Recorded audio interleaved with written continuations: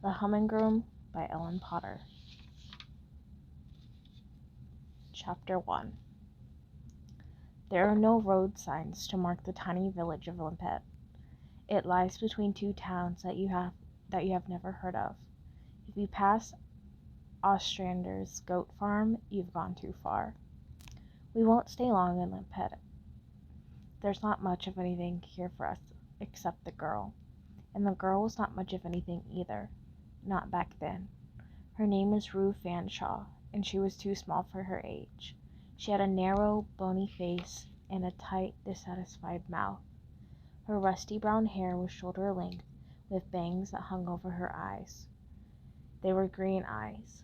Green eyes are often captivating, but Rue's were the spent, dull green of smoke at the end of a fireworks show. In order to see her, we need to get down on all fours and squeeze through an opening in the vinyl apron that surrounds the bottom of her family's mobile home. It's a small opening, and we'll have more trouble getting through than Rue did. She can slip through the narrowest gaps like a ferret. Like all good thieves, she understands space. Space can be a friend or an enemy, so you should always know how much of it your body needs.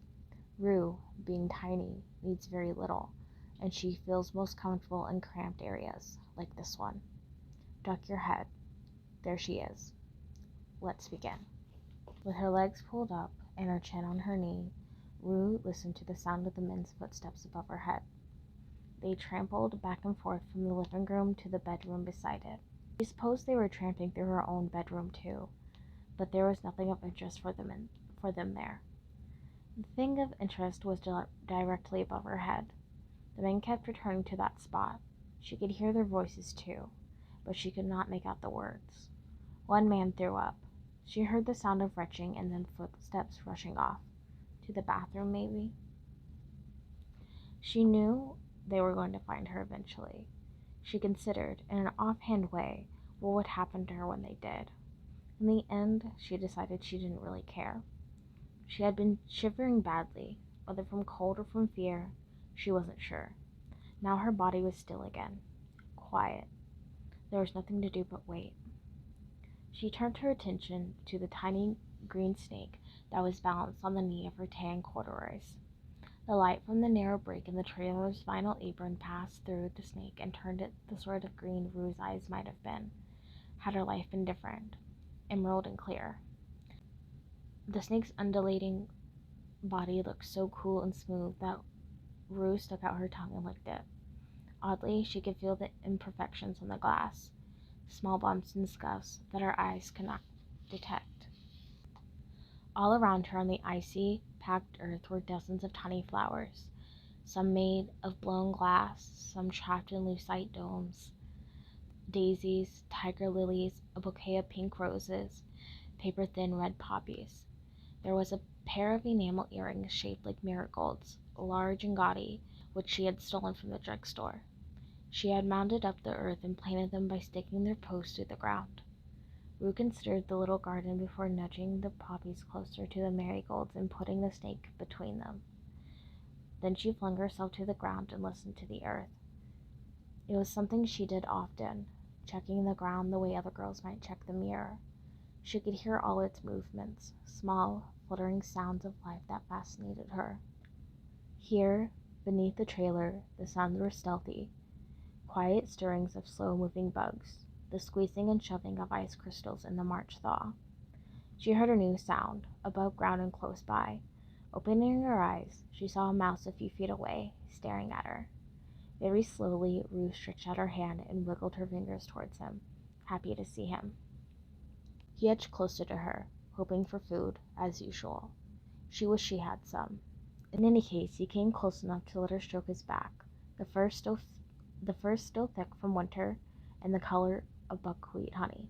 Stay with me, she pleaded to him in a whisper, but it was no good. The sound of footsteps above startled him, and he was gone in a flash. She heard the familiar suck of air as the front door to her family's home was pulled open, then the metallic clattering of someone trying to open the storm door. The latch was sticky. You had to pull the screen door toward you first in order for the latch to snap into place. The man wouldn't have known that. Rue listened as he struggled with it, trying to get out of the house, rattling the door with a few angry curses before it gave way and opened. She held her breath. The green snake abruptly grew dark as the light from the opening was blocked by someone's leg. Rue could see the state trooper's gray pants with a thick black stripe down the sides. He was so close, Rue could have reached through the break in the apron and untied his shoes. He stood there for a moment, as still as Rue. Suddenly he shifted, moved forward. 2 other legs could be seen now. These were bare and brown-skinned, lavender slippers with matted down plush. Mrs. Quick, the lady next door. Rue narrowed her eyes. "You're the one I'm supposed to talk to?" Rue heard Mrs. Quick ask. "Yes, ma'am. My name is Officer Catlin."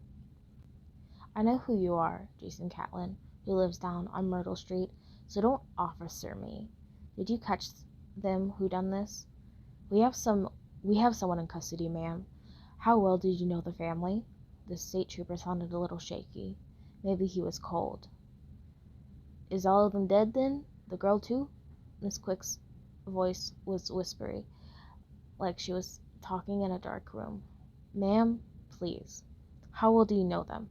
The trooper's voice was young. Rue noticed he had changed to the present tense. "I know the girl," Miss Quick said. "What about the parents?" There was a pause. Rue could see Mrs. Quick's toes punching the top of her slippers. "Trash." "Trash? In what way, ma'am?" "In what way?" Mrs. Quick made a sound. Rue knew that sound. It was Mrs. Quick's sound of disgust. "They is trash in the same way trash is always trash. Their lives is a mess. Their children's lives is a mess. Then they go hanging out with other trash, and this is what happens. You better tell me right now, young man." Mrs. Quick planted her legs farther apart. Rue guessed she was crossing her arms over her large chest. "What happened to the girl?" "We don't know where she is, ma'am," the trooper admitted in a quiet voice. "When did you see her last?" "Wasn't but a few hours ago." "Can you say exactly?" "After she came home from school, so maybe 3:40. I seen her sitting outside her trailer, dressed in a t-shirt. A t-shirt in this weather! I told her to come in for pie. I feed her when I can. The child is stunted. 12 years old or no bigger than my 8-year-old granddaughter. Rue's mother. Oh, what the heck's the woman's name?" "Jolie," Mrs. Quick murmured. "She treats Rue like a stray cat, putting her out in the cold, never dressing her proper, never feeding her proper." Rue took the snake off her knee and placed it beside the marigold earring. "Did she say anything about her family being in trouble or in danger?" the trooper asked. "Rue? Ha! That child hardly ever says nothing. She's halfway to being a savage. She wolfed down her pie, stole the snake when my back was turned, and out she went." "She stole something?" Rue stared down at the glass snake on the ground, listening. "Now, don't get the wrong idea. She didn't steal nothing valuable. Just doodads, little this and that's I found at the dollar store. I leave them out for her. She wouldn't take them if I gave them to her. Too proud. Though where she gets that kind of pride, with her parents being what they are, I have no idea. So I turn my back and let her steal them. Make her feel good. Make her feel like she's got something nice in her life." A rush of blood heated Rue's face. She made a fist and held it over the snake, poised to smash it, but found that she couldn't. Instead, she lunged forward toward the hole in the apron and spit. She had meant to spit on the ground, but at that moment Mrs. Quick stepped forward and the spit landed on her bare leg. Rue watched the spit slide down Mrs. Quick's leg and slip beneath her lavender slippers, but still Mrs. Quick did not move. "What will you do with Rue when you find her?" Mrs. Quick asked the trooper.